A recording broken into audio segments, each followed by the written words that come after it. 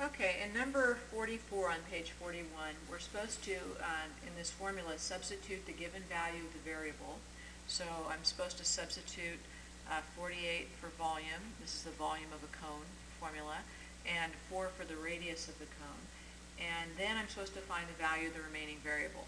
Well, so I'm supposed to solve this equation for h, basically.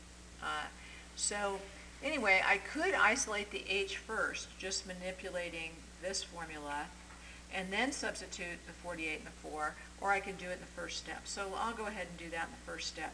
So for volume, I'm going to put in the 48 is equal to 1/3 pi times, and for the radius, I'm going to put in the 4. So I'm just substituting those two here, and then I've got times the height. Okay, so simplifying, 4 squared. Simplifying, I now have 48 is, okay, so 4 squared is 16, and 16 times 1/3 is going to be 16/3 pi times, and let's keep that h in red for now. Okay, so in order to isolate, well, let's do it one step at a time. Let's get rid of the 16/3. Let's multiply both sides by the reciprocal of 16/3, or 3/16,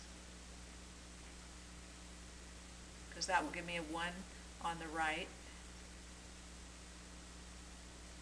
So anyway, the 16/3 times 3/16 is a 1.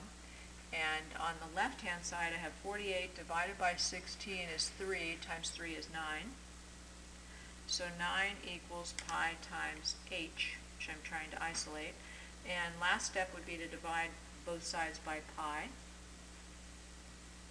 So for my final answer, I have h is equal to 9 over pi, 9 divided by pi.